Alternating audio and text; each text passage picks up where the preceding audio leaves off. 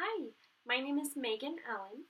I did my field experience at West High School, and basically what I chose to do was I wanted to visit a very diverse range of ESL students. So I went to West High because they have one of the biggest ESL programs in the city. And what I did was I went to every single ESL classroom that they have. So they have everything ranging from ESL 1 to ELD 4. Basically what they do is they take the giant WIDA textbook that is about this thick and they go through it every year and they take the WIDA test twice a year. And twice a year, the students are assessed based on that test of whether or not they can move up into the next level of the ESL course. So what I did was visit each of these classrooms, and I would sit in the back and watch the students do their thing. And I did visit two courses that weren't ESL specific, and one of them was an English class for ninth graders, and one was an art class, which I will talk about the art class. I won't talk about the English class too much, but we'll get to the art class. And again, I just sat in the back of the room, and I watched the students interact with each other and with the teacher because I didn't want to interrupt anything. In the ESL Level 1 class, I actually did interact with the students. I helped them do a test, and I also we played a game where we went around the room and introduced ourselves and where we were from and what our favorite food was. So I'll talk a little bit about my first concrete example. Was from the ESL Level 1 class, and I really, really loved this class. It was made up of 6 different languages, so these students were plopped in from literally nowhere and everywhere all at once, and 2 of them actually transferred in the day that I got there. They spoke little to no English, and some of them had been there for a couple weeks, and some had been there for literally 30 seconds before I walked in the room. And Valerie Gates, who runs the program, is the one who teaches this class, and really the class is all about repetition and really immersing the student into the language of English. So what I had this misconception of was that you had to speak another language to teach ESL, but after going through this entire field experience, I really figured out that what's important is immersing the students in the language itself, not necessarily translating everything for them. And in fact, translating only seems to hinder them. The students that I talked to who did speak English said that most of them learned English from English music and speaking to English speakers. And they said, if you want to learn a language, listen to the music. That's what they all kept telling me. So I guess we can all go listen to Spanish reggae if we want to learn English or Spanish.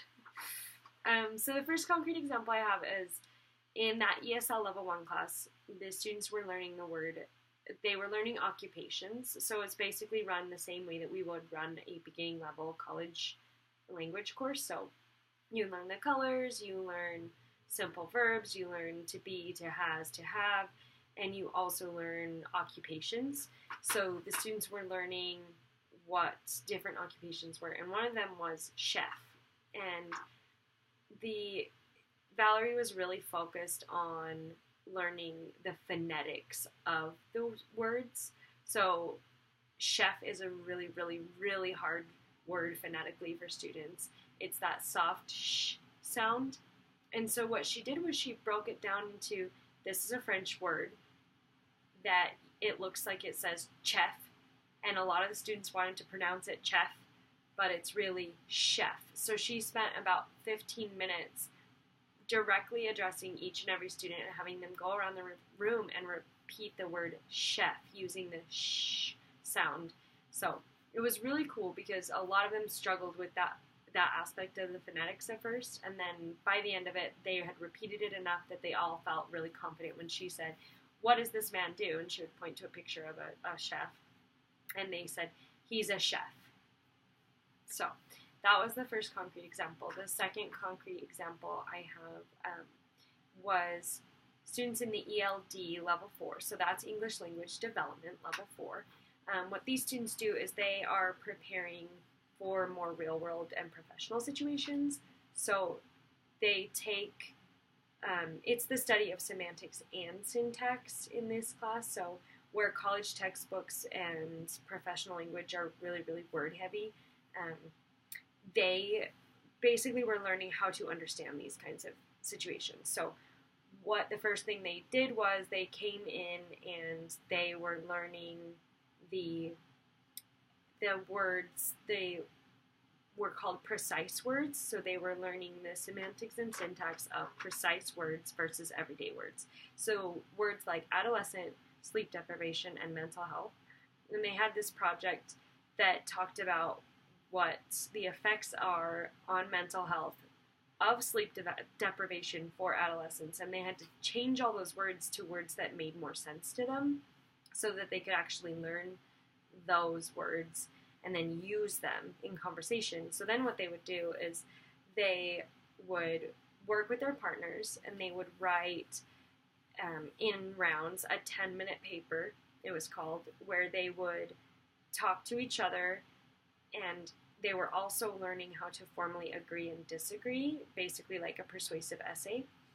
So they would say the partner had an idea about what sleep deprivation did to the mental health of an adolescent. And so they would say, I think that sleep deprivation has really negative effects on adolescents.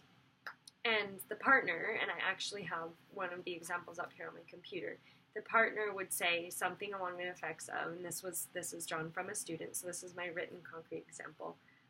I agree with you when you say that the adolescent's mental health suffers when they are sleep deprived. So, as you can see, these are fluent English speakers already. The thing that they're learning is really, really, really the formal semantics and syntax of professional language at this point. So these students are about to graduate out of the ESL program. But these were the students that had the best written concrete examples, so these were what I chose to use. And then the last concrete example I will touch on is I did actually get to go to an art class because I want to be an art teacher. So I wanted something that was actually relevant to me, and I wanted to see how to navigate the space when you do have ESL students in an art class.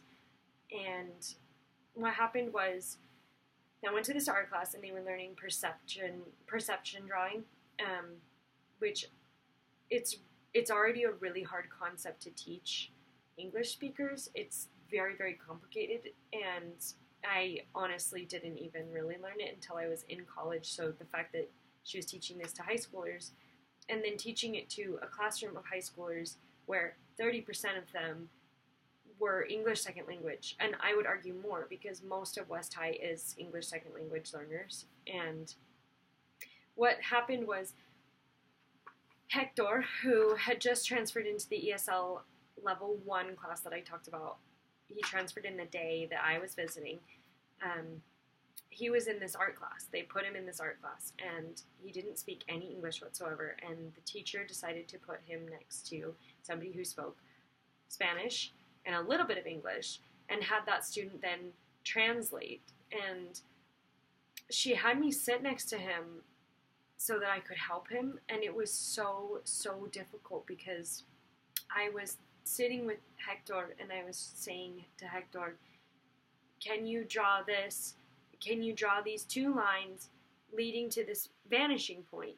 And all of these words are going over Hector's head. He doesn't understand the semantics. He doesn't understand the language. He doesn't understand the syntax. He doesn't understand. I mean, all of these things are going over his head, and this poor kid who's trying to translate doesn't even understand these things in English. And it was heart-wrenching because Hector gave up and he didn't want to do it. And the teacher was like, well, he's not going to do it because he can't understand. And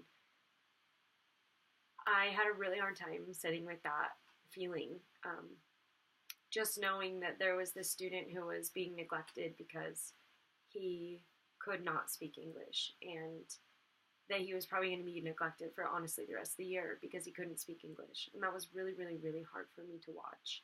So that was something that really gave me a wake-up call. When I approach my own art class in the future, I really want to make sure that I can really include all of my students, and especially my ESL students. And so I think a lot of that has to do with the kind of curriculum you teach. not necessarily approaching formalist qualities of art, and navigating your lesson plans to really cater towards your students' needs. And one of the things that I plan to do is making more choice-based lessons, so that if I do have students who aren't native English speakers, it's not as hard to translate what they need to be doing. And that's just something that this really awakened in me. And if any of you are also art teachers, which I don't know if there are because none of you are in my program, but yeah, I would love to hear some ideas about what you think might be a good way to approach subjects that are already hard enough to learn in English to someone who doesn't speak any English at all. That would be really amazing. Okay, well, that's my video. I'm sorry it was actually twice as long as it should have been, but there it is, and I will look forward to reading all of your responses.